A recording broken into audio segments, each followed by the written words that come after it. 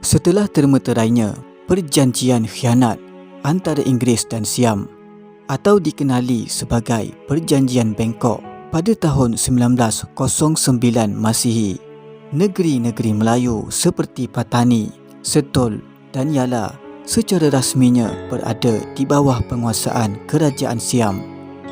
Akibat daripada itu, terjadinya perubahan pada undang-undang di negeri-negeri tersebut sehingga menyentuh soal agama Islam, pelaksanaan hukum syariat serta hak keistimewaan dan kebudayaan orang-orang Melayu yang mencetuskan polemik yang berterusan sejak dahulu sehingga ke hari ini. Tuan Guru Haji Sulong bin Abdul Kadir adalah seorang ulama pejuang di bumi Melayu Patani. Beliau dilahirkan di Kampung Anak Ro, Patani pada tahun 1895 Masihi. Tuan Guru Haji Sulong mendapat pendidikan awal di Pondok Haji Abdul Rashid di Kampung Bandar, Sungai Pandan, Patani.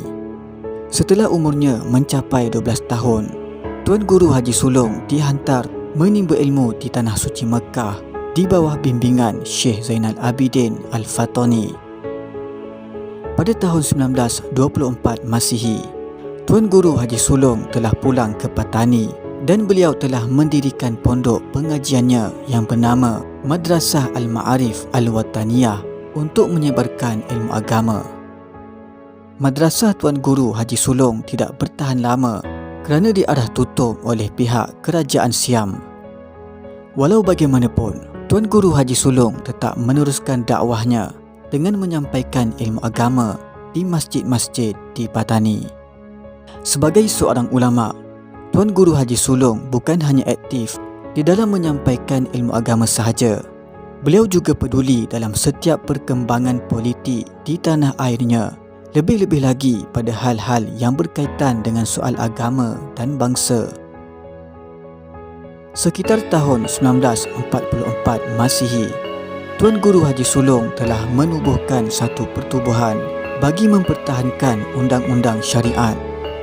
Hal ini kerana pihak berkuasa Siam ketika itu telah bertindak mencampuri undang-undang dan hal ehwal agama Islam seperti membubarkan hukum nikah cerai dalam agama Islam, membatalkan sistem pembahagian waris dan memansuhkan jawatan kadi. Pada 3 April tahun 1947 Masihi, Tuan Guru Haji Sulong telah mewakili ahli-ahli majlis agama, para ulama dan orang-orang kenamaan dari seluruh wilayah Patani untuk menyampaikan 7 tuntutan dari seluruh penduduk Patani dan wilayah-wilayah Melayu kepada pihak berkuasa Siam dalam satu perjumpaan dengan wakil Kerajaan Siam.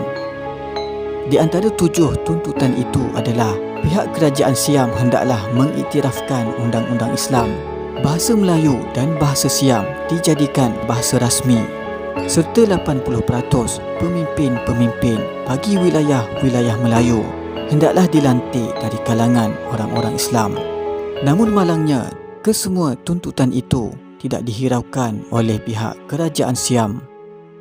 Pada hari Jumaat yang bertarikh 16 Januari, Tuan Guru Haji Sulong telah ditahan oleh pihak berkuasa Siam kerana dituduh terlibat dengan gerakan pemberontakan dan menubuhkan pasukan gerila bagi menimbulkan kekacauan di Patani dan wilayah-wilayah sekitarnya.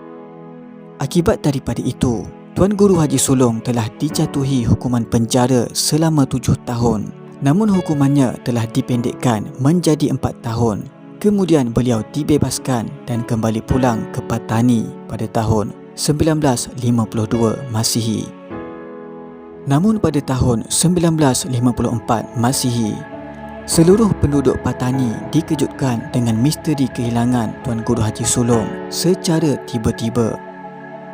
Dikatakan kali terakhir Tuan Guru Haji Sulong dilihat adalah ketika beliau pergi melaporkan diri di pejabat polis di daerah Songkla sebelum kelibatnya hilang dan tidak lagi dilihat oleh masyarakat setempat buat selama-lamanya.